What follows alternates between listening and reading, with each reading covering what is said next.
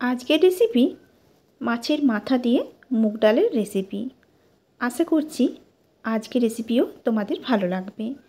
মাছের মাথা দিয়ে মুগের ডাল বানানোর জন্য সবার থেকে প্রথমে আমি এখানে 1 কাপের মতো মসুর ডাল নিয়েছি। এখানে প্রায় 150 গ্রামের কাছাকাছি মসুর ডাল রয়েছে। শুকনো খোলায় ডালটাকে আগে সবার প্রথমে ভেজে নিলাম। ভেজে নিয়ে ভালো করে ডালটাকে একটু ধুয়ে নিয়েছি। ধুয়ে এবার দেখো আবারও ভালো করে জল দিয়ে এখন আমি ডালটাকে সামান্য একটু নুন দিয়ে সেদ্ধ করে নেব। ঢাকা দিয়ে রেখে দিলাম। কিছুক্ষণ পর দেখো ঢাকনাটাকে খুলে নিয়েছি। ডালটা কিন্তু খুব ভালো মতো সেদ্ধ হয়ে গেছে। আর এখানে আমি নিয়েছি কাতলা মাছের মাথা। মাথাগুলোকে একটু ছোট ছোট করে কেটে নিয়েছি। সরষের তেল গরম করে তার মধ্যে এবার মাছের মাথাগুলোকে এভাবেই দিয়ে দিলাম। দিয়ে এখন নাড়াচাড়া করে বেশ লাল লাল করে একটু ভেজে নেব। মাছের মাথাটা খুব ভালো মতো করে ভেজে নিয়েছি। এখানে আমি মাছের মাথাগুলো ছোট ছোট করে কেটে নিয়েছি, এতে করে ডালটা রান্না করতে বেশ সুবিধা হয়। এখন দেখো বেশ লাল করে মাথাগুলো ভাজা হয়ে গেছে। এখন মাছের মাথাগুলোকে নামিয়ে আমি রেখে দেব। যে তেলটাতে মাছের মাথা ভেজেছিলাম সেই তেলের মধ্যেই আমি দিয়ে দিলাম 2টো শুকনো লঙ্কা, আর ফোড়নের জন্য দিলাম 1/2 চামচের মতো গোটা জিরে। ফোড়নটাকে একটু ভেজে নেব। ফোড়ন দিয়ে যখন সুন্দর একটা গন্ধ বেরোবে এর মধ্যে তখন দিয়ে দেবো 2টো তেজপাতা, আর দিয়ে দেবো এখানে পেঁয়াজ। এখানে বড় সাইজের একটা পেঁয়াজ আমি কুচি করে রেখেছিলাম।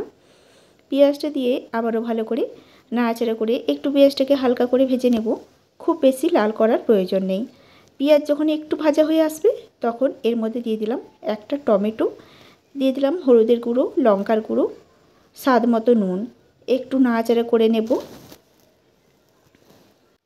তারপরে এখানে দিয়ে দিলাম আদা, রসুন আর পেঁয়াজ একসাথে বেটে রেখেছিলাম সেই বেটে রাখা মশলাটা দিয়ে নাড়াচাড়া করে খুব ভালো মতো করে কষিয়ে নেব।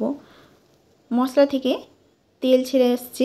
এবার আমি দিয়ে দিচ্ছি এর মধ্যে আগে থেকে যে মাছের মাথাগুলো ভেজে রেখেছিলাম সেই মাছের মাথাটা দিয়ে মশলাটা দিয়ে আবারও কিছু সময় ধরে আমি এভাবে রান্না করে নিলাম।